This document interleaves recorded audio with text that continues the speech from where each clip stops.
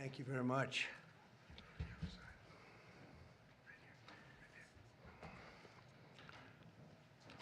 Thank you very much. This is a very big day for a lot of reasons, but this gentleman is a very unique man. This, I think I could say in the world of chips, certainly, but in the world pretty much of business, nobody's done what he's done. Very, for those of you that are into that world, you would say, wow, he's a legend, but he is a legend, and it's an honor to be with you. Very great honor. Thank you very much. Mr. President. Thank you very much.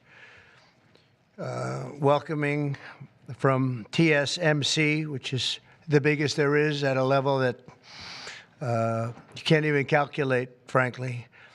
C.C. Wei to the White House for a very historic announcement. This is a tremendous thing for our country and hopefully for his company. We're also pleased to be joined by Commerce Secretary Howard Lutnick and White House AI and SIP, the crypto czar David Sachs, another two very highly respected people. It's great to have you guys involved. And David, thank you very much for coming on. David is sort of the king of intellect in that world. We have some good people. Today, Taiwan Semiconductor is announcing that they will be investing at least $100 billion in new capital in the United States over the next short period of time to build state-of-the-art semiconductor manufacturing facilities. I think mostly it's going to be in Arizona, which is what I understand, which is a great state. I like it because I won it, but I won most of them, actually. So, but I did. We won it, and we won it big. The most powerful AI chips in the world will be made right here in America, and it'll be a big percentage of the chips made by his company. But as you know, they're based mostly in Taiwan, and they're far and away the biggest. There's nobody even close. This $100 billion in new investment will go into building 5 cutting-edge fabrication facilities in the great state that we just discussed, Arizona, and will create thousands of jobs, many thousands of jobs, and they're high-paying jobs. In total, today's announcement brings Taiwan Semiconductor investments to about $165 billion they've started already.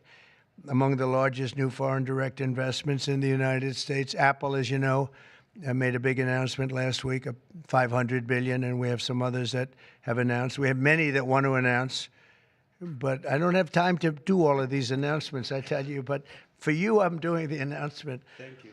This will create hundreds of billions of dollars in economic activity and boost America's dominance in artificial intelligence and beyond.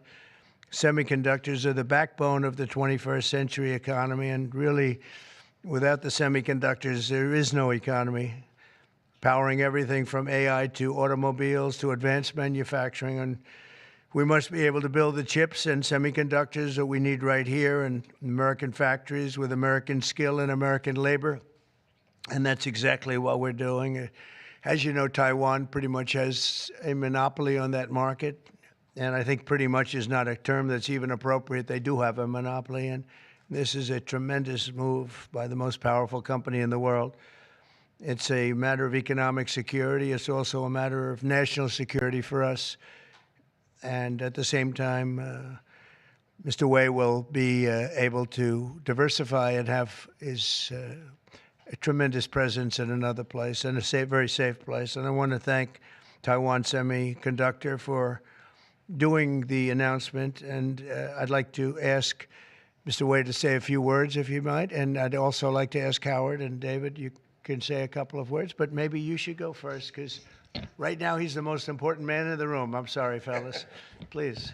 Thank you very much. Thank you. Great honor. Mr. President. Thank you. I'm a little bit nervous, so I have to pull out my piece of paper. Mr. President, Secretary Lutnick, and David, I didn't know that your title, but okay. First, I want to say thank you to Mr. President to give me this opportunity to announce our big project in the U.S. TSMC is the world's largest chip manufacturing funded by Dr. Morris Chen in 1987. It's now at the forefront of semiconductor technology, supporting AI advancement and industry growth.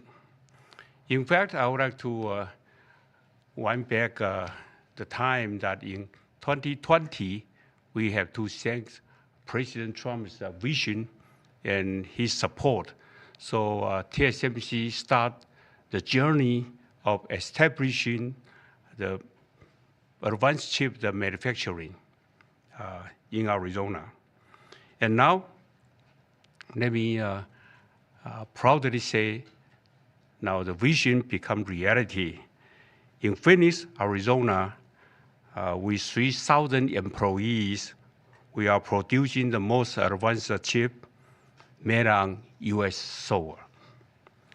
With the success of our first fab, so we are now very happy to announce we are going to invest additional 100 billion US dollar in addition to our current 65 billion US dollars investment in Arizona.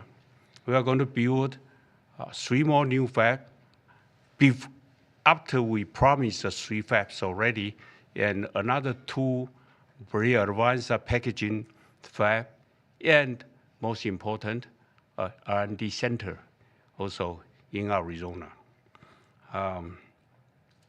For this, all the investment, 165 billion, is going to create thousands of high-paid jobs, as the president just announced. And we are, most important, actually, we are going to produce many AI chips. We are going to produce many chips to support the AI progress and to support the smartphones progress. And again, with that, I want to thank President Trump again for his support. In addition, I also want to thank my customers in the US, such as Apple, NVIDIA, AMD, Qualcomm, Broadcom. They all support TSMC's manufacturing in the US. Without their support, we probably cannot make it through. So again, I want to thank them. Also, I'd like to thank the TSMC's employee. Without their effort, we just cannot make it today. That's all I want to say, and thank you. Thank you. That's good. Thank you very much. Howard, please, David? Sure. Thank you. So I'm thrilled to be here today because President Trump has made it a fundamental objective to bring semiconductor chip manufacturing home to America. Under the Biden administration, TSMC received a $6 billion grant, and that encouraged them to build $65 billion. So America gave TSMC 10% of the money to build here. And now you're seeing the power of Donald Trump's presidency, because TSMC, the greatest manufacturer of chips in the world, is coming to America with a $100 billion investment. And of course, that is backed by the fact that they can come here because they can avoid paying tariffs. So the idea is come to America, build greatness in America, build for the American customers, the Apple, NVIDIA, that whole list that Chairman Wei gave in order to bring production to America. So we're really, really excited. This continues the most incredible path you've ever seen in these first weeks and months of the Trump administration of incredible manufacturing coming to America. The keys that the president has called out are coming here. They're coming here in huge size because they want to be in the greatest market in the world, and they want to avoid the tariffs that if they're not here, they'd have to suffer. So I want to congratulate C.C. Wei for bringing in this incredible $100 billion investment, but it's on the shoulders of our President Donald Trump, which is why he's coming. So thank you. Thank you. David? Thank you, sir. Well, the products that TSMC makes are literally the most important products in the world. I mean, these advanced chips power everything. They power AI, they power your phone, they power your cars, and without them, the whole modern economy would stop, but they're not made in the United States. So for TSMC to move here is a huge, huge development, and we owe that to President Trump's leadership on the economy and Secretary Lutnick as well. And Cece, thank you for coming here. Thank you. Yeah. Thank you, Dan. So thank you very much. A big percentage of chips with this investment will be made now, a big percentage. Worldwide, we had very little, almost none. We used to have a lot with Intel, but we had very little. And we'll be at close to 40% of the market with this transaction and a couple of others that we're doing. That's a tremendous leap, like a leap that nobody would have really said was possible. So I just want to thank you all for being here. If you want a couple of questions, ideally on this subject, yes. Specific number of jobs that will be created. He said you're probably talking about 20, 25,000 jobs. But it'll get bigger and bigger with time. Knowing this gentleman, it'll get bigger and bigger. There'll be no stopping him. Yeah, Brian, go ahead. In addition to the jobs, you talked about national security, and that's one thing I think a lot of Americans don't understand. Explain the national security aspect of this. Well, without the chips and semiconductors, nothing runs today. You can't buy a car without them. You can't get a radio, a television, you can't get anything. And we thought it was very important, obviously business-wise, but we thought even in terms of national security to have this large percentage of the chips, semiconductors, and other things that they make, the most important product. And not a product that you can really copy. It takes years and years. You know, on the needle of a pin is total genius. I mean, they can put things, I mean, something the size of the needle, the point of a pin, they put information that is just not even believable. So if you would see this, it's just really something. Yes, Brian? One more aspect to that. Honda announced they're coming to Indiana because of the tariffs. Once again, that's right. Bringing additional jobs in manufacturing. You want to comment on that as well? Well, Honda's coming, and I told you about Apple that they're going to be starting to build massively here, $500 billion. And we have many other companies going to be announced, but we had many that have already announced. And no, it's going to be great. It's looking really strong. I don't think this country has ever seen anything like we're seeing right now. Now, the tariffs, as you know, will start a week earlier than the reciprocal, which is going to be on a couple of weeks earlier. Reciprocal tariffs start on April 2nd. And I wanted to make it April 1st, but I didn't want to go April Fool's Day because that cost a lot of money, but that one day. But so we're going April 2nd. But very importantly, tomorrow tariffs 25% on Canada and 25% on Mexico, and that'll start. So they're going to have a tariff. So what they have to do is build their car plants, frankly, and other things in the United States, in which case they have no tariffs.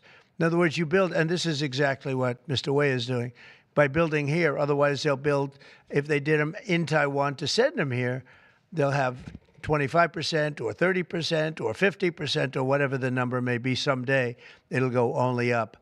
But by doing it here, he has no tariff, so he's way ahead of the game. And I would just say this to people in Canada or Mexico, if they're going to build car plants, the people that are doing them are much better off building here because we have the market. We're the market where they sell the most.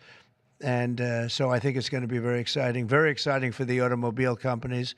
Very exciting for, I can think of any, as an example, North Carolina, they had the great, I used to go there to buy furniture for hotels, and it's been wiped out. That business all went to other countries. And now it's all going to come back into North Carolina, the furniture manufacturing business, please. Is the Ukraine minerals deal now dead, or can it be revived?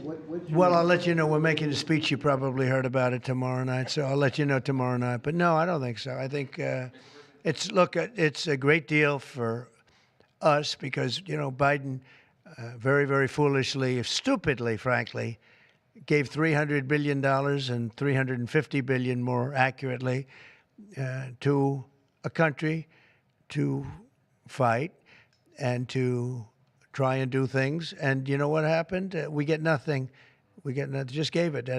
We could have rebuilt our entire U.S. Navy with $350 billion. Think of it, $350 billion. We could have rebuilt our U.S. Navy. So he gave it away as fast as the money could be gone.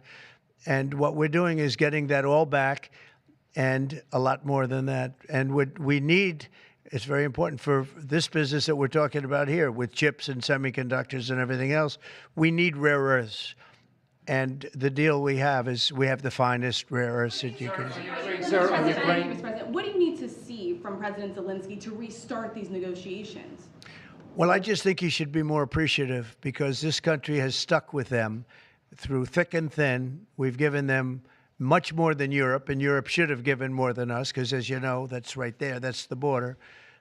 This country really was like the fence on the border. It was very important to Europe, and I'm not knocking Europe. I'm saying that they were a lot smarter than Joe Biden because Joe Biden didn't have a clue. He just gave money hand over fist, and they should have been able to equalize with us. In other words, if we gave $1, they should have given. Well, we gave $350 billion. They probably gave $100, but on top of it all, they get their money back because they're doing it in the form of a loan, and it's a secured loan.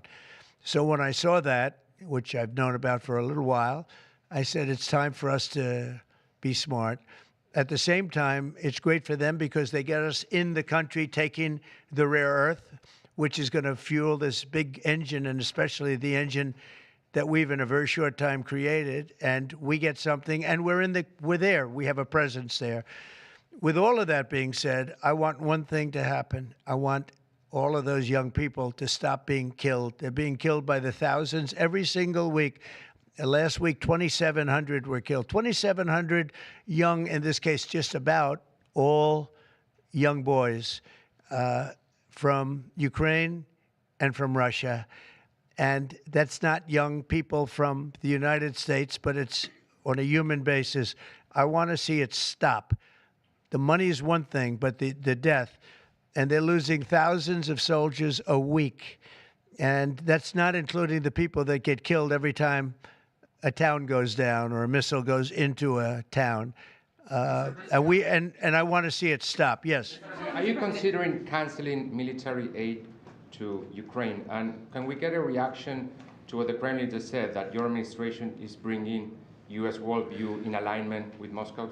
So this is a deal that should have never happened. This is a deal that would have never happened. And it didn't happen for 4 years. It didn't happen. It was never even close to happening.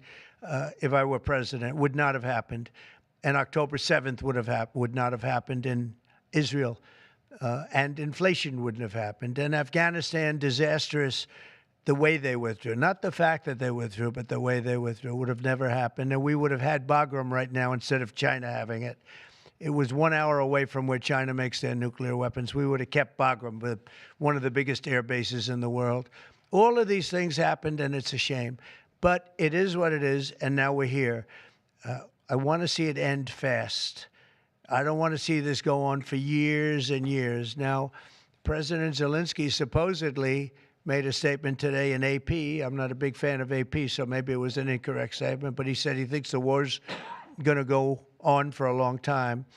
And he better not be right about that. That's all I'm saying.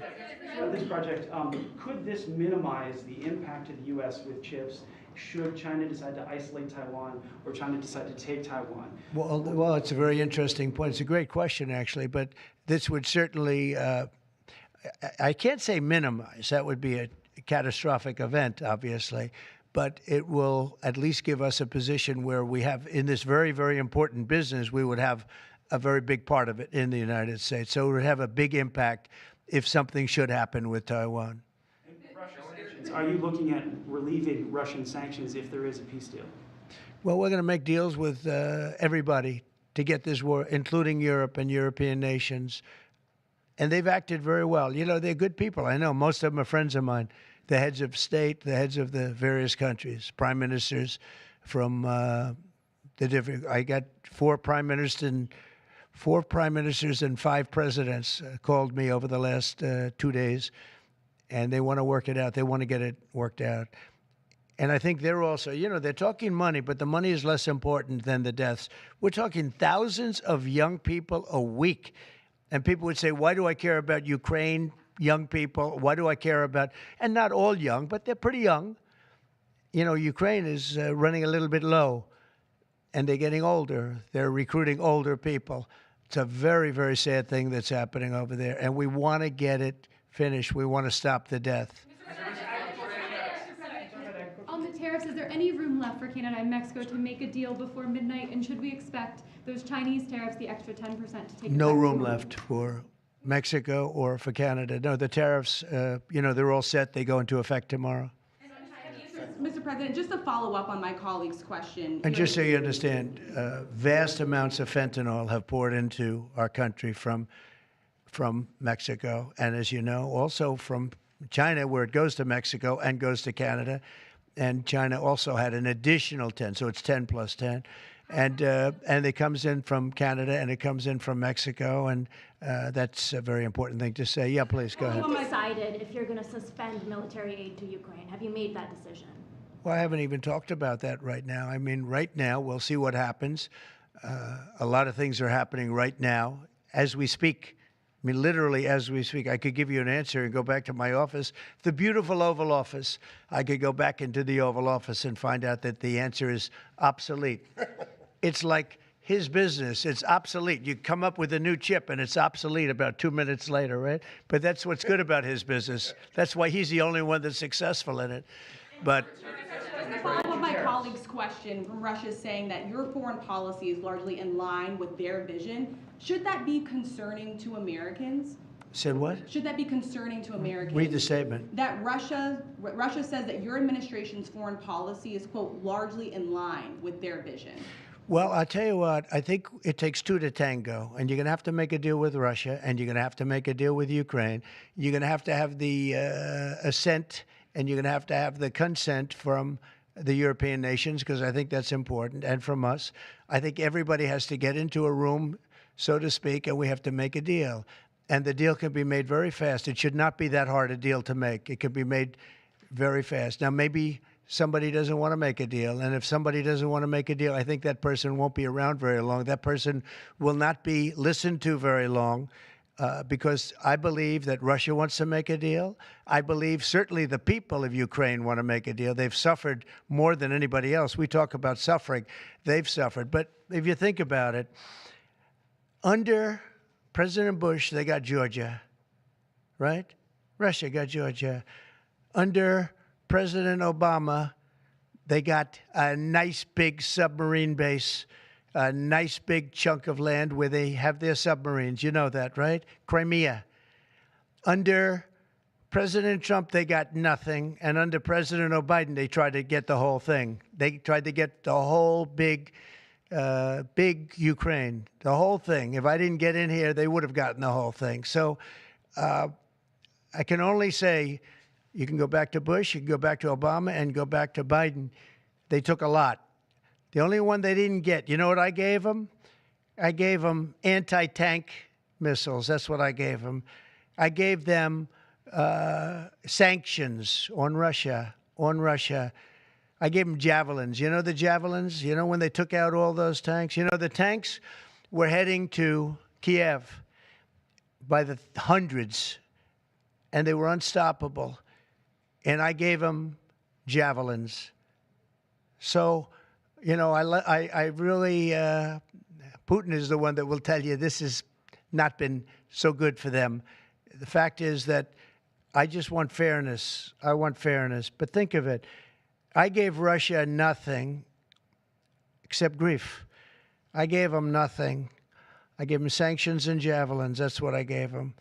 Obama gave them sheets, and you heard that statement before. It's a very famous. Trump gave them javelins, and Obama gave them sheets, and then they say how close I am to Russia. And let me tell you, we have to make a deal because there are a lot of people being killed that shouldn't be killed. But remember, Trump gave them nothing, and the other presidents gave them a lot. They gave them everything. Mr. President, on trade, you met with Argentine President Javier Milei at CPAC. He wants to sign a free trade agreement with the United States. Is that something that you would consider even with Argentina? I'll consider anything. And Argentina, I think he's great, by the way. I think he's a great leader. He's doing a great job. He's doing a fantastic job. Brought it back from oblivion. Yeah, we'll look at things. We're looking at the UK with things. It doesn't have to be tariffs, but tariffs are easy. They're fast, they're efficient, and they bring fairness. For instance, when people kill their dollar, their equivalent of the dollar, whether it's the yuan or the yen in Japan or the yuan in China, when they drop them down, that puts us at a very unfair disadvantage. So all I have to do is say, Howard, we're going to have to raise the tariffs a little bit, because I've called President Xi, I've called the leaders of Japan to say you can't continue to reduce and break down your currency. You can't do it because it's unfair to us. It's very hard for us to make tractors, Caterpillar, here when Japan, China, and other places are killing their currency, meaning driving it down. So all of these things add up. And the way you solve it very easily is with tariffs, because when they do that, instead of having to make phone calls every day like I used to do with certain leaders, President Xi a little bit, a lot of phone calls, talking about the fact that they're lowering their yuan, they're lowering it down, and that makes it very, very hard for us. So this way I just say, look, let them do that, and we make up for it with the tariffs. But will you be speaking with Mexican President Claudia Sheinbaum about yeah, sure, I will. I have a lot of respect for her. I have a lot of respect for her. Mr. President, Mr. President, tariff takes Yeah. effect. It'll be 20% on China now. How high are you willing to go against China? Well, I can't say. It depends on what they do with their currency. It depends on what they do in terms of a retaliation with some kind of an economic retaliation, which I don't think they're going to retaliate too much. Hey, look, the United States has been taken advantage of for 40 years. The United States has been a laughingstock for years and years. That's why this gentleman is built in Taiwan instead of building here. It would have been better if he built here. If we had a president that knew what they were doing, and we had a lot of them very bad on trade. Look, I'm a huge fan of Ronald Reagan, but he was bad on trade, very bad on trade. He allowed a lot of people, a lot of businesses to be taken. So I say that with due respect, because he was so great on other things, but he was bad on trade. We are setting records right now, records like nobody has ever seen before. When you have companies like this coming in, and almost 40% of their company in one signature is going to be devoted to what he does, which is one of the most important businesses in the world. That's an unbelievable thing. When Apple now is going to start building all of their plants here, all because of what we've done in terms of, it's not because he likes me or they like me. They don't probably like me at all. I don't know. I think he likes me a little bit at least. But you know what? It's the incentive we created, or the negative incentive. I mean, it's going to be very costly for people to take advantage of this country. They can't come in and steal our money and steal our jobs and take our factories and take our businesses and expect not to be punished. And they're being punished by tariffs. It's a very powerful weapon that politicians haven't used because they were either dishonest, stupid, or paid off in some other form. And now we're using them. Say it. Have you spoken with President Xi about this? I don't want to tell you that. Thank you very much, everybody. Thank you. Thank you very much. Running for New York City mayor. Will people who don't respond to the emails be fired?